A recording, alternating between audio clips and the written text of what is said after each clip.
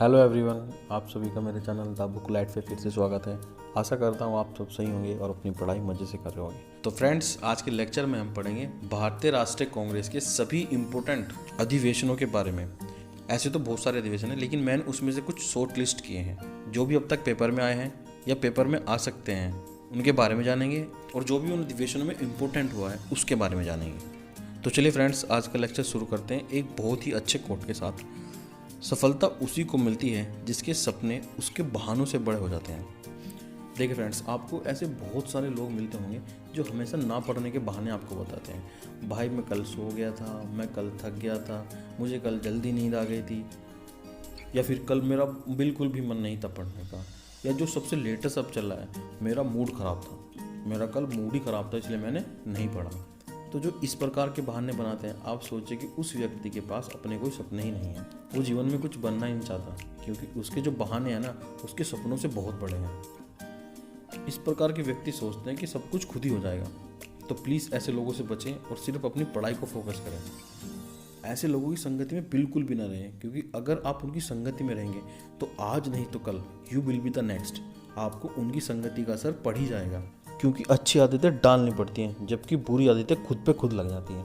तो फ्रेंड्स, अपनी लाइफ में कभी भी एक्सक्यूज़ को वैल्यू ना दें। अगर वैल्यू देनी है तो अपने ड्रीम्स को दें।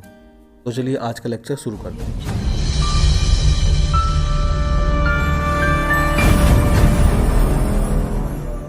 इस क्वेश्चन में दिया है, भारतीय राष्ट्रीय कांग्रेस के प्रथम अधिवेशन से संबंधित स्थान निम्न में से कौन सा है। देखिए, इसका आंसर है बम्बई।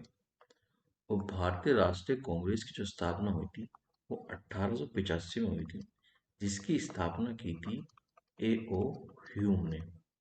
ठीक है, आप इसका पूरा नाम भी जान सकते हैं। इसका पूरा नाम था एलन ऑक्टेवियन हामे। ठीक है सर। तो भारतीय राष्ट्रीय कांग्रेस के जो पहले अधिवेशन हुए ना, उनका जो उद्देश्य रखा गया वो यही रखा गया कि पूरे भारत को एकजुट किया जा सके। देखिए, मैं आपको मैप के थ्रू बताता हूँ। देखिए, ये मैप जो है ये 1947 से पहले का मैप है। तो पहला जो अधिवेशन हुआ वो देखो, वो बॉम्बे में हुआ। ठीक है। और जो दूसरा हुआ वो कोलकाता में हुआ। तो कोलकाता कहाँ पे था? बंगाल में था। तो दूसरा यहाँ पे हो गया। अब तीसरा हुआ मद्रास में। अब देखिए मद्रास किधर है, ये नीचे। और जो चौथा हुआ वो हुआ इलाहाबाद में, यानी कि उत्तर प्रदेश। उस टाइम उसका नाम यूनाइटेड प्रोविंस था। अब देखिए, ये हो गया नॉर्थ, ये हो गया साउथ, ये हो गया ईस्ट और ये हो गया वेस्ट। अब उनका ये मोटिव था कि पूरे भारत को जोड़ा जाए, इसलिए उन्होंने भारत की चारों दिशाओं में पहले अधिवेशन कराए। ऐसे आप याद रख सकते हो कि पहला बॉम्बे में हुआ, दूसरा कोलकाता में, तीसरा मद्रास में और चौथा इलाहाबाद में। ठीक है फ्रेंड्स। और यही नहीं, उन्होंने ये भी बताया कि हम पूरे देश की नहीं, सभी धर्मों की भी पार्टी है। देखिए कैसे। पहले जो चार अधिवेशन हुए, पहला, दूसरा, तीसरा और चौथा, देखो लगातार हुए। 85, 86, 87 और 88 में। देखो, पहला बॉम्बे, दूसरा कोलकाता, तीसरा मद्रास, चौथा इलाहाबाद। अब देखिए, जो पहले अध्यक्ष बने वो बने डब्ल्यू सी बैनर्जी। अब जो डब्ल्यू सी बैनर्जी थे वो थे हिंदू। ठीक है। दूसरे दादा भाई नौरोजी, जो कि पारसी थे। ठीक है। और तीसरे बने सैयद बदरुद्दीन, जो कि एक मुस्लिम थे। जोजुल, जो कि अंग्रेज थे, क्रिश्चियन थे। अब देखिए, चारों के चारों जो अध्यक्ष हैं वो अलग अलग रिलीजन से हैं। तो इसका बस एक ही उद्देश्य था कि हमारी जो राष्ट्रीय कांग्रेस पार्टी है वो पूरे देश की पार्टी है और सभी धर्मों की पार्टी है। और देखो, ये जो क्वेश्चन है ना, ये इतनी बार रिपीट हुआ है पेपर में। बताइए, भारतीय राष्ट्रीय कांग्रेस के पहले मुस्लिम अध्यक्ष कौन थे? तो होते सैयद बदरुद्दीन। और वो हुआ था मद्रास में 1887 में। तो आपको सन भी याद रखना है और कहाँ पे हुआ था ये भी याद रखना है। ठीक है। और ये भी बहुत बार क्वेश्चन आया कि बताइए पहले अंग्रेज अध्यक्ष कौन थे? तो जॉर्ज जूल थे। इलाहाबाद में अधिवेशन हुआ था और 1888 में हुआ था। ठीक है फ्रेंड्स। देखिए, ये जो वाला टॉपिक है ना, ये मोस्ट मोस्ट इम्पोर्टेंट है। पेपर छोटा हो, बड़ा हो, भारी हो, हल्का हो, सब में एक क्वेश्चन कहीं ना कहीं अधिवेशन से पूछ ले जाता। अब इतने सारे अधिवेशन है तो सारे अधिवेशन को कैसे याद करें? देखिए, हमें सारे अधिवेशन नहीं देखने हैं, बस हमें वो अधिवेशन देखने हैं जिसमें कुछ डिफरेंट हुआ हो या जो अब तक पेपर में आए हैं। मैंने वो शॉर्ट लिस्ट की है, आइए उनके बारे में जानते हैं। देखिए, वर्ष 1896 का जो अधिवेशन हुआ वो कोलकाता में हुआ। उसके अध्यक्ष थे रहीमतुल्ला सैनी। अब इसमें इम्पोर्टेंट क्या था? देखिए, रविंद्रनाथ टैगोर द्वारा पहली बार राष्ट्रीय गीत वंदे मातरम गाया गया। अब क्वेश्चन इस प्रकार से आ सकता है, बताइए वंदे मातरम गीत कौन से अधिवेशन में गाया गया? तो 1896 में। वो अधिवेशन किस जगह हुआ था? कोलकाता में। उसके अध्यक्ष कौन थे? तो रहमतुल्ला सैनी। ठीक है, तो क्वेश्चन किसी भी एंगल से आ सकता है, आपको हर एंगल का आंसर पता होना चाहिए। ठीक है, अब देखिए 1901 का जो अधिवेशन हुआ वो भी कोलकाता में हुआ। इसके अध्यक्ष थे दिनसा ई वाजा। इसमें पहली बार गांधी जी को कांग्रेस के मंच पर देखा गया। देखिए ये बहुत ज़्यादा इंपॉर्टेंट है, क्योंकि जैसे जैसे समय बढ़ रहा है ना, तो क्वेश्चन हार्ड होते जा रहे हैं। पहले क्वेश्चन ये आता था, बताइए गांधी जी ने कौन से अधिवेशन की अध्यक्षता की, लेकिन अब क्वेश्चन चेंज भी हो सकता है। तो इस क्वेश्चन के आने के चांसेस ज़्यादा हैं। तो बताइए ऐसा कौन सा अधिवेशन था जिसमें गांधी जी पहली बार देखे गए थे? तो वो था 1901 का कोलकाता। ठीक है फ्रेंड्स, अब देखिए जो नेक्स्ट अधिवेशन था 1905 में, ये हुआ था बनारस में। और इसकी जो अध्यक्षता की थी वो की थी गोपाल कृष्ण गोखले ने। इस अधिवेशन में सरकार के खिलाफ स्वदेशी आंदोलन की औपचारिक घोषणा करती थी। अब देखते हैं 1906 का जो अधिवेशन हुआ वो हुआ कोलकाता में। उसके अध्यक्षता की दादा भाई नौरोजी ने। अब देखिए दादा भाई नौरोजी इस बार दूसरी बार अध्यक्ष बने। पहली बार कब बने थे? वो भी कोलकाता में हुआ था। ठीक है ना, बस ये आपको याद रखना है। देखिए क्वेश्चन ऐसे पा सकते हैं, बताइए भारतीय राष्ट्रीय कांग्रेस की दूसरी बार अध्यक्षता किसने की? तो दादा भाई नौरोजी ने की। ये भी आ सकता है कि कब की, तो कब की? 1906। तो क्वेश्चन किस पे एंगल से आ सकता है। ठीक है फ्रेंड्स, और इसमें 4 प्रस्ताव पारित किए गए, जिसमें स्वराज था, बहिष्कार आंदोलन था, स्वदेशी और राष्ट्रीय शिक्षा थी। ठीक है, अब देखिए 1907 में जो अधिवेशन हुआ वो हुआ सूरत में। और उसकी अध्यक्षता की राम बिहारी घोष ने। अब ये बहुत ज़्यादा इम्पोर्टेंट इसलिए है क्योंकि इसमें कांग्रेस का विभाजन हो गया था नरमपंथी और गरमपंथी में, यानी कि नरम दल और गरम दल में। ठीक है, आप इसको ऐसे याद कर सकते हो कि जो सूरत में अधिवेशन हुआ 1907 में, उसमें राष्ट्रीय कांग्रेस की सूरत ही बिगड़ गई, यानी कि वो दो भागों में डिवाइड हो गई। ठीक है, एक नरम दल और एक गरम दल। ठीक है फ्रेंड्स, चलिए आगे बढ़ते हैं। देखिए 1911 का जो अधिवेशन हुआ वो कोलकाता में हुआ। उसके अध्यक्ष थे पीएन दर। अब देखिए इस वाले अधिवेशन में पहली बार जनगण मन यानी कि हमारा राष्ट्रीय गान गाया गया। तो इसलिए ये बहुत ज़्यादा इंपॉर्टेंट हो जाता है। तो क्वेश्चन इस प्रकार से आ सकता है, बताइए कौन से अधिवेशन में भारत का राष्ट्रीय गान गाया गया? तो वो 1911 में कोलकाता में हुआ। ठीक है, और 1911 में ही हमारी जो कैपिटल है कोलकाता से दिल्ली बना दी गई। ये भी आपको याद रखना है। ठीक है फ्रेंड्स, देखिए 1915 का जो अधिवेशन हुआ वो बॉम्बे में हुआ। उसकी जो अध्यक्षता की वो की सर एसपी सिन्हा ने की। देश में क्या हुआ, जो चरमपंथी का जो समूह था यानी कि जो गरम दल के लोग थे, उनके जो विचार थे उनको स्वीकार कर लिया गया और कांग्रेस के अधिवेशन में पहली बार बदलाव किया गया। तो ये भी क्वेश्चन आ सकता है, बताइए कांग्रेस के अधिवेशन में बदलाव कब किया गया? तो 1915। उसके अध्यक्ष कौन थे? वो एसपी सिन्हा जी थे। ठीक है, अब देखते हैं 1916 का जो अधिवेशन हुआ वो लखनऊ में हुआ। उसकी जो अध्यक्षता की वो की एसी मजूमदार ने। इसमें क्या हुआ, कांग्रेस के जो दो गुट थे नरमपंथी और अतिवादी के बीच एकता हो गई, यानी कि उनमें मिलाप हो गया नरमपंथी और गरमपंथी वालों में। ठीक है, कांग्रेस और मुस्लिम लीग के बीच राजनीतिक सहमति बनाने के लिए लखनऊ पैक्ट पर हस्ताक्षर हुए। ये बहुत ज्यादा इंपॉर्टेंट है। लखनऊ पैक्ट कब हुआ कांग्रेस और मुस्लिम लीग के बारे में? वो हुआ 1916 में। ठीक है फ्रेंड्स, ये भी आपको याद रखना है। उसकी अध्यक्षता की थी एसी मजूमदार ने। ये भी बहुत ज़्यादा इंपॉर्टेंट है। अब देखिए आप मजूमदार जी को ऐसे याद रख सकते हैं कि सबके मजा आ गए, सब झूमने लगे, गाने लगे। जो नरमपंथी थे और गरमपंथी थे उनमें भी एकजुटता आ गई, उनमें भी समझौते हो गए।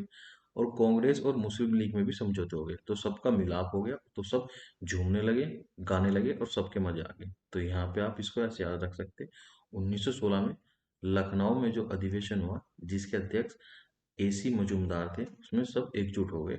गरमपंथी मिल गए और कांग्रेस और मुस्लिम लीग भी मिल गए। ठीक है फ्रेंड्स, अब देखते हैं 1917 का जो अधिवेशन हुआ वो कोलकाता में हुआ। उसकी जो अध्यक्षता की वो एनी बेसेंट ने की।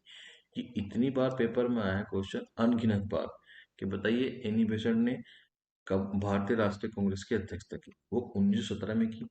ये भी आ सकता है कि पहली महिला अध्यक्ष कब बनी। 1917 में कोलकाता के अधिवेशन में कौन बनी? एनी बेसेंट बनी। तो तीनों ही एंगल से क्वेश्चन आ सकता है। सन भी पूछ सकता है, जगह भी पूछ सकता है, कौन है ये भी पूछ सकता है। देखिए 1918 का जो अधिवेशन हुआ वो बॉम्बे में हुआ, और ये एक इमरजेंसी में हुआ, इसलिए इसको विशेष सत्र बुलाया गया। इसकी अध्यक्षता की सैयद हसन इमाम ने। देखिए ये विशेष सत्र इसलिए बुलाया गया, उस टाइम के जो वॉइस रॉय थे जेम्स फोर्ड जी, उनकी जो नीतियां थी वो गलत थी, उसमें सुधार कराने के लिए सत्र बुलाया गया। ठीक है फ्रेंड्स, चलिए बढ़ते हैं आगे। देखिए 1919 का जो अधिवेशन हुआ वो अमृतसर में हुआ, और इसकी अध्यक्षता की मोतीलाल नेहरू ने। इसमें कांग्रेस ने खिलाफत आंदोलन का समर्थन किया। देखिए अगला अधिवेशन हुआ 1920 में, और 1920 इसलिए इम्पोर्टेंट है क्योंकि 1920 में दो अधिवेशन हुए। तो एक साल में पहली बार दो अधिवेशन हुए, 1920 1920। देखिए एक हमारा इमरजेंसी में हुआ जो कि कोलकाता में हुआ, और दूसरा नागपुर में हुआ। कोलकाता में जो अध्यक्ष थे वो लाला लाजपत राय थे, ठीक है, और नागपुर में अध्यक्षता की सी विजय राघवाचार्य ने। पहले अधिवेशन में गांधी जी की जो असहयोग आंदोलन था उसको आगे बढ़ाने का संकल्प किया गया कि हम समर्थन करेंगे गांधी जी का, ठीक है। और जो दूसरा अधिवेशन हुआ उसमें भाषीय आधार पे कांग्रेस के जो कार्यकर्ता थे, जो समिति थी, उनका पुनर्गठन किया गया, उनको एक एंगल दे दिया गया लैंग्वेज का, ठीक है।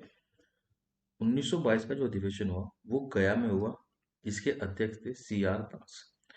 इस अधिवेशन में सी आर दास और अन्य जो नेता थे कांग्रेस के वो अलग हो गए, और उन्होंने अपनी पार्टी बनाई स्वराज पार्टी। आप इसको ऐसे याद रख सकते हो, वो गया में गए, सी आर दास जी गए, उन्होंने अपनी एक नई पार्टी बनाई, स्वराज पार्टी। ठीक है फ्रेंड्स, चलिए आगे बढ़ते हैं। देखिए 1924 का जो अधिवेशन हुआ वो बेलग्राम में हुआ। उसके अध्यक्षता की गांधी जी ने। ये बहुत ज्यादा इंपॉर्टेंट है, सिर्फ यही एक अधिवेशन था जिसकी अध्यक्षता गांधी जी ने की थी, पहली बार और आखिरी बार। उसके बाद वो कभी भी अध्यक्ष नहीं बने, और यही इसकी खासियत है, बस वो एक ही बार बने, केवल एक बार, ठीक है। अब देखिए 1925 में जो अधिवेशन हुआ वो हुआ कानपुर में। उसकी जो अध्यक्षता की वो थी सरोजनी नायडू ने की, और ये भारत की पहली महिला अध्यक्ष थी। तो ये बहुत ज्यादा इंपॉर्टेंट हो जाता है अधिवेशन। ऐसा भी पूछ सकते हैं कि बताइए पहली भारतीय महिला अध्यक्ष कौन थी, तो सरोजनी नायडू थी। वो अधिवेशन कहाँ हुआ? कानपुर में हुआ। कब हुआ? 1925 में। तो आपको तीनों एंगल याद रखने हैं, ठीक है। अब देखते हैं 1927 का अधिवेशन कहाँ हुआ। वो हुआ मद्रास में। उसके जो अध्यक्ष थे वो थे डी एम ए अंसारी। इसमें क्या हुआ? चीन, ईरान, मेसोपोटामिया में भारतीयों का जो इस्तेमाल होता था उसके खिलाफ एक प्रस्ताव पारित किया गया। साइमन कमीशन का बहिष्कार करने के लिए प्रस्ताव पारित किया गया, और पूर्ण स्वराज का संकल्प लिया गया, ठीक है। अब देखिए 1928 का जो अधिवेशन हुआ वो हुआ कोलकाता में। उसकी अध्यक्षता की मोतीलाल नेहरू ने। इस अधिवेशन में अखिल भारतीय युवा कांग्रेस का गठन किया गया, ठीक है ना फ्रेंड्स। चलिए आगे बढ़ते हैं, और आप लोग सभी के सभी अपने अपने नोट्स बनाते चले, क्योंकि ये जो डिटेल मैं बता रहा हूँ ये आपको कहीं और नहीं मिलेगी। तो जो जो मैं बता रहा हूँ उसको नोट करते चलें प्लीज, ठीक है। अब देखते हैं 1929 का जो अधिवेशन हुआ वो हुआ लाहौर में, और इसकी अध्यक्षता की जवाहरलाल नेहरू ने। तो अब यहाँ में एंट्री होगी जवाहरलाल नेहरू जी की। बस ये आपको याद रखना है, वो पहला अधिवेशन कौन सा था? 1929 था, लाहौर में हुआ। अब देखिए इसमें बहुत सारी इंपॉर्टेंट चीजें हुई। पूर्ण स्वराज का प्रस्ताव पारित किया गया। पूर्ण स्वतंत्रता के लिए सविनय अवज्ञा आंदोलन की शुरुआत की गई। 26 जनवरी को स्वतंत्रता दिवस के रूप में मनाए जाने की घोषणा। देखिए कितना ज्यादा इंपॉर्टेंट है। बताइए 26 जनवरी को किस अधिवेशन में कंपलसरी किया गया? तो वो था 1929 का, जिसके अध्यक्ष थे जवाहरलाल नेहरू।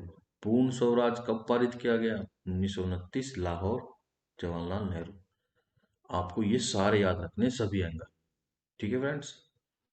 अब देखिए 1931 का अधिवेशन हुआ वो हुआ कराची में। उसके अध्यक्ष थे वल्लभ भाई पटेल। अब देखिए 1930 में पहली बार ऐसा हुआ कि कोई भी अधिवेशन नहीं हुआ, क्योंकि हमारी मांगे नहीं मानी गई। 1929 में जो हमारी मांगे थी वो नहीं मानी गई, इस वजह से हमने 1930 में कोई अधिवेशन नहीं किया। उसके बाद जो 1931 का अधिवेशन हुआ वो हुआ कराची में। ये बहुत ज्यादा इंपॉर्टेंट है, आपको याद रखना है कि 1930 में अधिवेशन नहीं हुआ था। मौलिक अधिकारों और राष्ट्रीय आर्थिक कार्यक्रम पर संकल्प लिया गया। गांधी इरविन समझौते का समर्थन किया गया। देखिए दूसरे गोलमेज सम्मेलन में कांग्रेस को रिप्रेजेंट करने के लिए गांधी जी का नाम चुना गया। ठीक है, और वो कहाँ पे चल रहा था, लंदन में। ये आपको याद रखना है।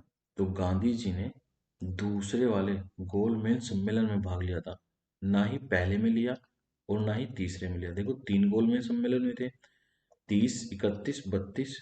पहले वाले में कांग्रेस की तरफ से कोई नहीं गया, तीसरे में कोई नहीं गया, सिर्फ दूसरे में गए थे, वो गए थे गांधी जी। और ऐसे कौन से व्यक्ति थे जो तीनों गोलमेज सम्मेलन में भाग लिए, वो थे बी आर अम्बेडकर जी। ठीक है फ्रेंड्स, चलिए आगे बढ़ते हैं। देखिए वर्ष 1937 का जो अधिवेशन हुआ वो फैजपुर में हुआ, जिसके अध्यक्ष थे जवाहरलाल नेहरू जी। ये पहला ऐसा अधिवेशन था जो गांव में हुआ था। ठीक है। 1938 का जो अधिवेशन हुआ वो हरिपुर में हुआ, जिसके अध्यक्ष थे सुभाष चंद्र बोस जी। अब ये बहुत बार क्वेश्चन आया है, बताइए सुभाष चंद्र बोस जी ने किस अधिवेशन की अध्यक्षता की। तो 1938 में हरियापुर में पहली बार अध्यक्षता की। ठीक है। और इसमें जवाहरलाल नेहरू जी के नेतृत्व में राष्ट्रीय योजना समिति की स्थापना की गई। ठीक है। देखिए 1939 का जो अधिवेशन हुआ वो त्रिपुरी में हुआ, इसके अध्यक्ष थे डॉक्टर राजेंद्र प्रसाद। देखिए सुभाष चंद्र बोस जी को फिर से चुना गया, लेकिन उनको इस्तीफा देना पड़ा। अब देखिए 38 और 39 में जो चुनाव हुए उन दोनों में कौन जीते, सुभाष चंद्र बोस जीते। लेकिन दूसरी बार भी वो जीत गए, लेकिन उनको इस्तीफा देना पड़ा। तो उनके बाद किनको बनाया गया अध्यक्ष, डॉक्टर राजेंद्र प्रसाद को। तो ठीक है फ्रेंड, देखो राजेंद्र प्रसाद जी की नियुक्ति की गई। और उसके बाद सुभाष चंद्र बोस जी ने फॉरवर्ड ब्लॉक का गठन किया। ठीक है, ये आपको याद रखना है कि फॉरवर्ड ब्लॉक का गठन किसने किया था, सुभाष चंद्र बोस जी ने। ये बहुत बार क्वेश्चन आया। ठीक है। और ये दो अधिवेशन बार बार आते हैं। बताइए सुभाष चंद्र बोस जी ने कौन से अधिवेशन की अध्यक्षता की थी, तो था हरिपुरा और 1938। ठीक है। 1940 का जो अधिवेशन हुआ वो रामगढ़ में हुआ, और उसके अध्यक्ष थे अबुल कलाम आजाद। ये बहुत बार क्वेश्चन आया है, बस यही क्वेश्चन आता है इस वाले से कि बताइए अबुल कलाम आजाद जी कौन से अधिवेशन के अध्यक्ष थे। तो 1940 और रामगढ़, ये दोनों याद रखने हैं आप। ठीक है फ्रेंड्स, चलिए आगे बढ़ते हैं। देखिए फ्रेंड्स 1941 से लेकर 45 तक कोई अधिवेशन नहीं हुआ। इसके बहुत सारे कारण थे, जिसमें एक कारण भारत छोड़ो आंदोलन था, क्रिप्स मिशन था, वेवल योजना थी, कैबिनेट मिशन था, और संविधान वार्ताओं का चरण चल रहा था। तो इसी कारण कोई अधिवेशन नहीं हुआ, और इसके बहुत सारे कारण थे। ठीक है। अब देखिए 1946 में जो अधिवेशन हुआ वो मेरठ में हुआ, और उसके जो अध्यक्ष थे वो थे जेपी कृपलानी। ये क्वेश्चन इतना इम्पोर्टेंट है। ठीक है। देखिए आजादी से पहले का आखिरी सत्र जो था वो यही था, उसके अध्यक्ष जेपी कृपलानी थे। और आजादी के बाद जो अध्यक्षता की वो भी इन्होंने की थी। तो ये दोनों प्रकार से इम्पोर्टेंट है, आजादी से पहले भी यही थे और आजादी के बाद भी यही थे। ठीक है। देखो जेपी कृपलानी स्वतंत्रता के समय नेशनल कांग्रेस के अध्यक्ष थे। तो ये जो नाम है आपको ये याद रखना है। और 1946 में हुआ, और कहाँ पे हुआ, मेरठ में हुआ। ठीक है फ्रेंड्स।